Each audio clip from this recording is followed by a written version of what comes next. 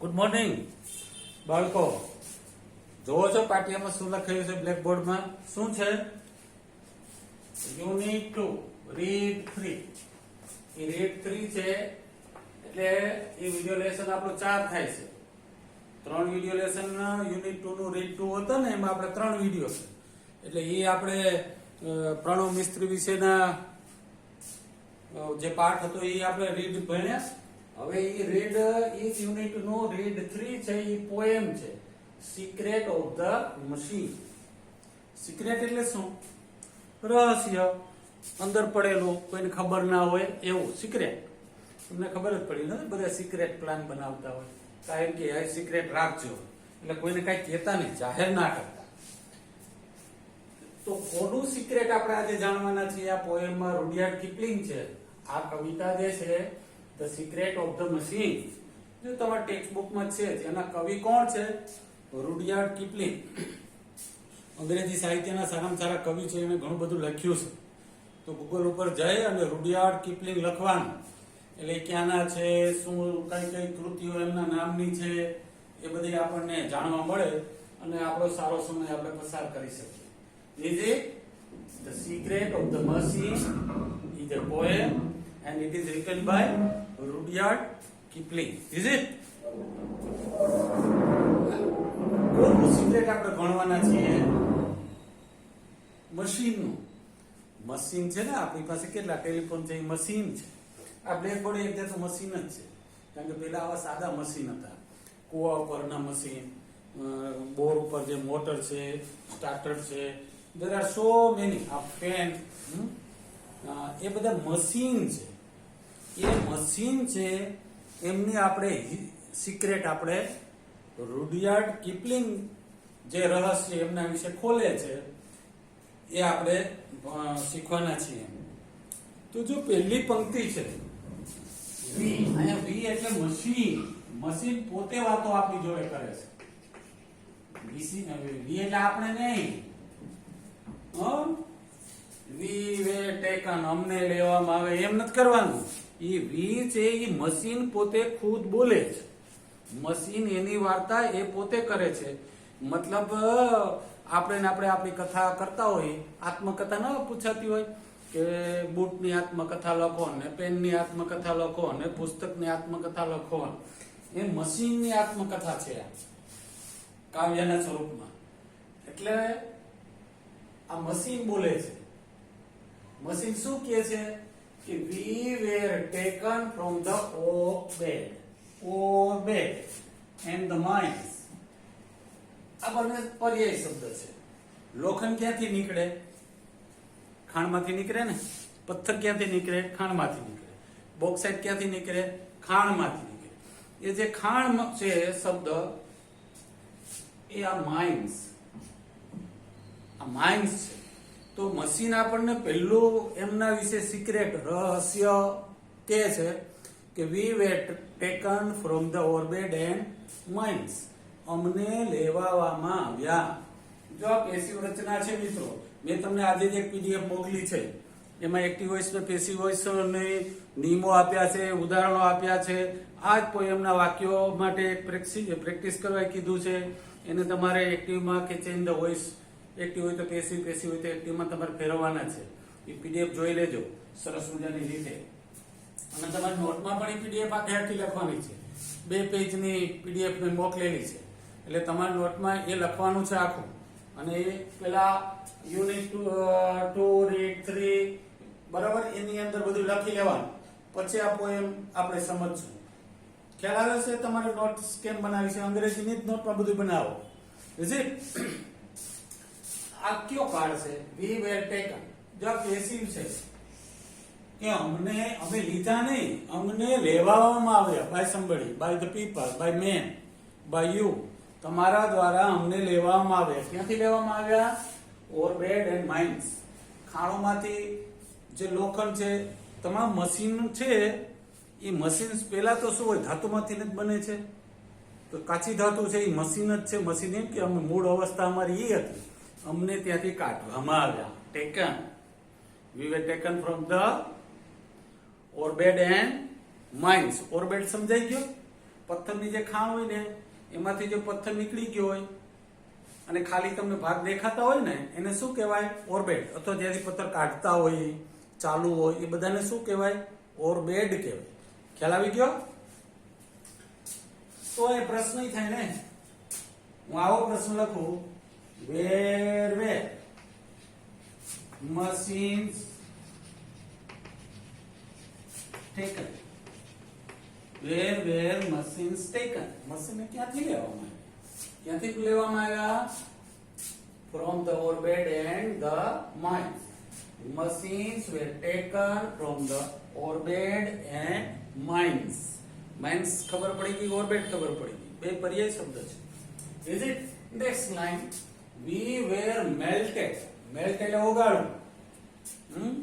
Melt એટલે ઓગાળવું, ક્રિયાપદ છે. We were melted એટલે અમને ઓગાળવામાં આવ્યા. કોઈ પણ ધાતુ હોય એને ધાતુમાંથી કંઈ બનાવવું હોય તો ઓગાળવી પડે ને ધાતુને. તો એ ઓગાળવું એટલે melt. We were melted in the furnace. Furnace એટલે ભઠ્ઠી. ભઠ્ઠી હોય ને, પિત્તળની ભઠ્ઠી. આપણા જામનગરમાં તો બ્રાસ પાર્ટ મેઇન છે, એમાં બ્રાસ એ ઓગાળવામાં આવે, બરોબર. બે ત્રણ ધાતુ ભેગી કરી અને એને પિત્તળ બનાવવામાં આવે છે. તો એને ભઠ્ઠી કહી ને, શું ધંધો છે? ભઠ્ઠી છે અમારે. એ ભઠ્ઠીનું ઇંગ્લિશ શું થાય? ફર્નેસ. તો એ ફર્નેસમાં શું થાય? તો કે પિત્તળને ઓગાળવામાં આવે. અને એન્ડ પીટ. પીટ એટલે ખાડો છે શકાય. And the pit. પીટ હોય ને, પીટ એટલે ખાડો કઈ, એમાં ઓગાળવામાં આવે. તમે પિત્તળની ભઠ્ઠી જોઈ હશે તો એમાં ખાડા જે કર્યા હોય ને એમાં વળી વીજળીથી અગ્નિ ઉત્પન્ન કરે ને એમ. ઇઝી. પછી પેલા કે મશીન આપણને એમની વાત કહે છે કે અમને ઓર્બિટ અને માઇન્સ માંથી લેવામાં આવ્યા. પછી શું થયું કે we were melted in the furnace. Furnace ને અમને ઓગાળવામાં આવ્યા એન્ડ ધ પીટ. આ ફર્નેસ અથવા પીટ એટલે ખાડામાં અમને ઓગાળવામાં આવ્યા. આ પ્રશ્ન આવો જ નીકળે ને, વેર વાળો. આવો, વેર machines melted. ક્યાં ઓગાળવામાં? તો machines were melted in the furnace and the pit. એમાં ઓગાળવામાં આવ્યા. ત્રીજી લાઈન સમજાય છે ને મિત્રો? We were cast. હવે અહીંયા કાસ્ટ ઈ ક્રિયાપદ છે, એનું V2 V3 બધું સરખું છે એટલે છે V3. કારણ કે અહીંયા V1 ના હોય, આપણને ખબર પડી જાવી જોઈએ કે પેસિવ છે, MER પ્લસ V3 જ હોય. અમને ઢાળવામાં આવે. હવે ઢાળવું એટલે શું? કે માનો કે પિત્તળને તમે જોવો છો, આપણી જામનગરમાં ઇન્ડસ્ટ્રી છે પિત્તળ. જામનગરને બ્રાસ સિટી પણ કહેવામાં આવે. પિત્તળ એટલે brass, BRASS, brass. Brass part એટલે બ્રાસના પાર્ટ બનાવે છે જામનગર. બ્રાસના પાર્ટ એટલે પિત્તળના આગળિયા, પિત્તળના સ્ટોપર, હજારો વસ્તુ. સાયકલમાં જે હવા ભરવાની વચ્ચે જે હોય એ બધું પિત્તળનું હોય છે. તો એ બ્રાસ પાર્ટ છે. આયર્ન પાર્ટ નથી, લોખંડના પાર્ટ નથી, એલ્યુમિનિયમ પાર્ટ નથી, પણ બધા પાર્ટ કેવા છે? બ્રાસના છે. એટલે બ્રાસ પાર્ટ. વી વેર કાસ્ટ. અમને ઢાળવામાં આવ્યા. હવે માનો કે પિત્તળને ઢાળવામાં આવે એટલે પછી મોટો એવો ચમચા જેવો હોય આપણા, એવો મોટો હોય, બે જણા ઉપાડે એટલે ઉપડે. એમાં ગરમ કરે એટલે એ પ્રવાહી થઈ જાય, મેલ્ટ થઈ જાય. પછી એને આમ ઢાળવામાં આવે. જે પ્રકારનું એનું સ્વરૂપ આપણે જોતું હોય એવા ખાનામાં ઢાળવામાં આવે. પછી જેમાં પડે એવું એ બની જાય. તમને ખબર છે. તો પેલા અમને ઓર્બિટ એન્ડ માઇન્સ માંથી લેવામાં આવ્યા.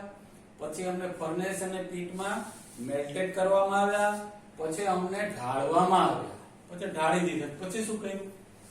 રોટ. આ નવો, આ જૂનો ઇંગ્લિશ નો શબ્દ છે. એનો મતલબ છે શેપ. શેપ આપો. શેપ આપવા માટે એટલે ઘસવું પડે ને. ઓલા સળિયા, તમે બ્રાસ પાર્ટના સળિયા હોય ને, ભઠ્ઠીમાંથી ઢાળ્યા પછી સીધો રફ હોય, પછી એને ઘસવા પડે. બરાબર. એ મશીન જ હોય એમાં. તો એ મશીનમાં નાખો એટલે આખો સળિયો લીસો થઈ જાય. અને લીસો થઈને બહાર આવી જાય, બાકીનો ભંગાર નીકળતો. એટલે ખ્યાલ આવી ગયો. રોડ અમને ઢાળવામાં આવ્યા, અમને સ્મૂથ કરવામાં આવ્યા, એન્ડ હેમર્ડ. હેમર્ડ એટલે પીટવામાં આવ્યા, મારે ને હથોડી, હેમર એટલે હથોડી, પછી આમ ફટકારવામાં આવે. શું કરવાને? ડિઝાઇન. ડિઝાઇન માટે આવું અમારા માટે કરવામાં આવ્યું. તો હું અહીંયા પ્રશ્ન વાય થી પૂછું છું. Y wear machine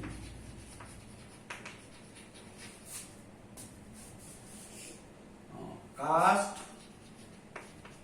wrought and hammered.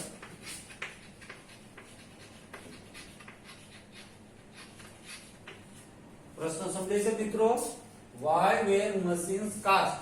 મશીનને શા માટે ઢાળવામાં આવ્યા, એને સ્મૂથ કેમ કરવા, શા માટે કર્યા, અને શા માટે એને હેમર્ડ મતલબ એને ફટકારવામાં આવ્યા. કરવા પડે ને, શા માટે કરવામાં આવ્યા? Design to design. પછી એમાંથી કઈ ડિઝાઇન બનાવવાની હોય ને, તો એ ડિઝાઇન બને. એ ડિઝાઇન બનાવવા માટે આ ત્રણ ક્રિયાઓ એની ઉપર થતી હોય છે. Is it? તો જવાબ કેમ લખશું? machines were cast, wrought and hammered for design, for new design.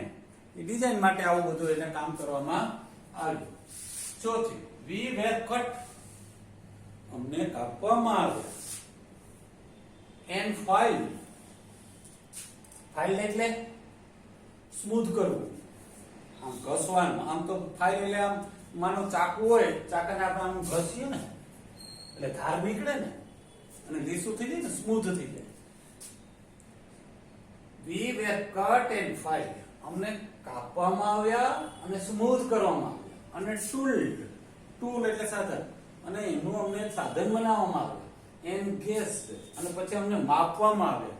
શું કારણ આવું બધું થયું?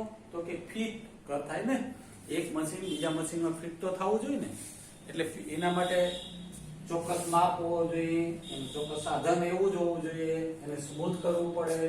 સ્મૂથ થાય એના માટે કટિંગ કરવું પડે, ફાઇલિંગ કરવું પડે, ટૂલિંગ કરવું પડે અને ગેજ કરવું પડે. ત્યારે એક મશીન થાય, કારણ કે એ મશીન બીજા મશીનમાં કામ કરે. Is it? તો આ પ્રશ્ન આમે થાય ને, why were machine cut,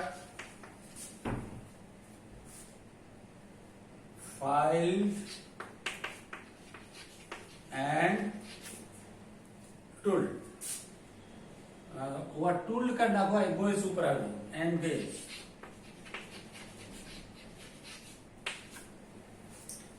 શા માટે મશીનને કાપવામાં આવ્યા હતા, ફાઇલ સ્મૂથ કરવામાં આવ્યા હતા, અને ગોસ્ટ માપવામાં આવ્યા હતા. શું કરવું? માપવામાં કે ભાઈ એટલો લખણનો ટુકડો માપો, એટલેથી કટ કરો, બરોબર, પછી એને ઘસો, પછી ઈ મશીનમાં શેપ આપે, પછી એને બીજા મશીનમાં એ પાર્ટ તરીકે આપણે વાપરીએ. તો why were machines cut, filed and gauged? Goes એટલે માપવું. હા, ગોઝ એટલે માપવું, ટુ મેજર. શા માટે માપવામાં આવે? To fit. ફિટ એટલે બીજા મશીનમાં એ પાર્ટ વપરાય, એટલે એ ચોક્કસ એના માપ જોવું જોઈએ, એના માટે કાપવું પડે, પછી એને ફાઇલ કરવું પડે, અને પછી એને માપન કરવું પડે. તો machines were cut, filed and gauged for અથવા to make them fit in another machine. બીજા મશીનમાં એમને ફિટ થાય, અને પછી મૂવ થાય ને, એને હલવું પડતું. એ મશીનનો આપણે એમાં કટકો નાખી દઈએ, પછી એ કામ કરતું હોય છે. બરોબર છે? તો આ આવડી જશે. આ તો જો પ્રશ્ન આગળ. તો અહીંયા સુધી આપણે ભણ્યા. જો અહીંયા પૂર્ણ વિરામ છે, આ બધું જોવાનું છે. આ સ્ટાન્જા કહેવાય. શું કહેવાય? આ એક સ્ટાન્જા આપણે ભણ્યા. આ સ્ટાન્જા અહીંયા આપણે પૂરી કરી. તો હું તમને પૂછું, how many lines are there in the first stanza? How, આ લાઈન છે, so 4. અહીં પૂર્ણ વિરામ આવી જાય એટલે એક સ્ટાન્જા બને. શું બને? સ્ટાન્જા. તો હું તમને પૂછું છું કે how many lines are there in the first stanza? પ્રથમ સ્ટાન્જામાં કેટલી લાઈન છે? 4. There are 4 lines in the first stanza. પ્રથમ સ્ટાન્જા જે છે, પંક્તિઓ છે, એ પંક્તિમાં 4 લાઈન છે. પછી જો એને રાઇમ સ્કીમ હોય, it, fit. જોયું?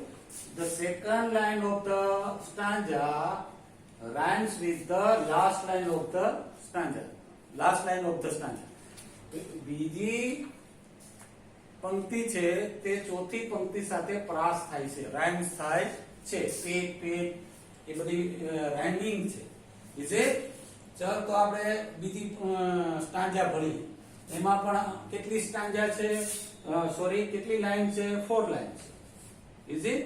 In the second stanza there are also 4 lines. And the rhyming scheme, ask, task. જોઈએ એટલે પોએમ છે. ask, task. The first line rhymes with the third line. Play, day. The second line rhymes with the fourth line. Is it? This is the rhyme scheme. Rhymes એટલે પ્રાસ આપણે કહીએ ને. જોઈએ હવે meaning. Some water, call and oil. આ ત્રણેય શબ્દોથી તમે પરિચિત છો. એમની આગળ એક આ વિશેષણ. સમ વોટર, થોડુંક પાણી. સમ કોલ, થોડો કોલસો. એન્ડ સમ ઓઇલ, થોડુંક oil. Is all V ask. અમે જે કંઈ અમારી માગણી છે, મશીન એમ કહે છે કે અમે જે કંઈ માગીએ છીએ એટલું જ છે. કેટલું પાણી માંગીએ, કેટલો કોલસો માંગીએ, કેટલો ઓઇલ માંગીએ, ઓલ, બસ. વી આસ્ક. અમારી કોઈ લાંબી જાડી માંગણી હોતી નથી. બસ અમે આટલું માંગીએ છીએ. વી આસ્ક. અહીંયા આસ્ક એટલે પૂછવું નથી હો, જરૂર કઈ મને લાવો આસ્ક. આપણે પૂછ્યું ને કઈ વસ્તુ જરૂરિયાત હોય તો એમાં આસ્ક વપરાય છે. Is it? પ્રશ્નના સ્વરૂપે નહીં પૂછવું. Some water, coal and oil is all we ask. અમારે જે કઈ જરૂર છે એ આ ત્રણ છે. તો આ પાંચમો પ્રશ્ન તમને આપું. What do machines ask for? અહીંયા ask એટલે હું ડિમાન્ડ કરી શકું. શું ડિમાન્ડ કરે છે? ask for. ત્યાં for નથી, આપણે મૂકવું ફરજિયાત છે. મશીન શું ડિમાન્ડ કરે છે? શેની ડિમાન્ડ કરે છે? થોડુંક પાણી, થોડોક કોલસો અને થોડું ઓઇલ. તો જવાબ ક્યાંથી શરૂ થશે? Machines ask for some water, call and oil. Is it? Sir and નાઉ. અને હવે આટલું બધું થઈ ગયું. હવે મશીન આપણને વાર્તા કહે છે. જો અહીંયા બધા વી એટલે મશીનના શબ્દો છે હો. મશીન પોતે ખુદ કહે છે. આ એમની આત્મકથા છે. હવે આપણને કહે છે, જો ઈ પાડું વાક્ય કયો ભાષાનું કયું ફંક્શન એક્સપ્રેસ કરે છે? ઇફ અને અનલેસ કન્ડિશન. હવે આ કન્ડિશન આપે છે મશીન કે આપણને કહે છે. આ યુ એટલે આપણે. હું વાંચતો હોઉં તો હું, તમે વાંચતો હો તો તમે. If you will set to our task. હવે જો તમે ટાસ્ક એટલે કામ. ટાસ્ક એટલે કામ હોય ને. તમારો પાઠ પૂરો શરૂ થાય છે ને યુનિટ, એની પેલા એક પ્રી ટાસ્ક આપવામાં આવ્યું છે. જો બરોબર. એટલે આ યુનિટ ભણો એની પેલા એક આ કામ કરના એક્ટિવિટી ટાસ્ક. હવે આપણને મશીન પ્રોમિસ આપે છે કે if you will set to our task. અને જો તમે અમને અમારા કામમાં સેટ કરશો તો શું? We will serve you. અહીંયા વી એટલે મશીન. અમે તમને તમારી સેવા કરીશું. 4 and 20 hours a day.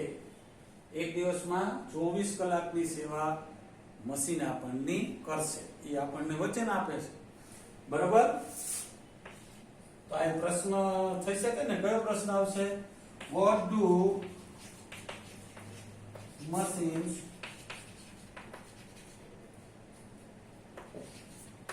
promise? promise એટલે વચન આપો ને. What do machine promise? Machine શું પ્રોમિસ આપણને આપશે? પ્રોમિસ ટુ અસ. આપણને શું પ્રોમિસ કરે છે? તો શું કરે છે? Machines promise us that if we set them on their task, they would serve us for 24 hours in a day. એક દિવસમાં 24 કલાક આપણી સેવા કરશે. They don't need rest. ને આરામ આપો, નાસ્તો આપો, ચા આપો ને એવું કંઈ માંગતા નથી. 24 કલાકમાંથી 24 કલાક એ આપણી સેવા કરશે. પરંતુ કન્ડિશન શું છે? We have to set them on their work. આપણે એમને એમના કામ ઉપર સેટ કરવા પડે. Machine automatically don't work. એના માટે આપણે એને સેટ કરવા પડે. એને સેટ કરી દો, 24 કલાક એકલા ચાલશે. Is it? અને ડિસિપ્લિન થી ચાલે. This is the plus point of machine. Is it? તો મિત્રો આ પોએમ ની અંદર આપણે પહેલી 2 સ્ટાન્જા ગયા. પહેલી 2 સ્ટાન્જામાંથી આપણે 6 ક્વેશ્ચન કાઢ્યા છે. આ પ્રશ્નોના તમારે જવાબ દેવાના છે તમારી નોટમાં. અને આ પોએમ ની અંદર બીજી 2 સ્ટાન્જા બાકી છે. There are 4 stanzas in this poem. We completed 2 stanzas, and 2 stanzas you will have a next video lesson. Is it? Then we will complete our poem, The Secret of the Machines by Rudyard Kipling. Is it? Any question? No. Okay. Thank you. આ બંધ કર દો.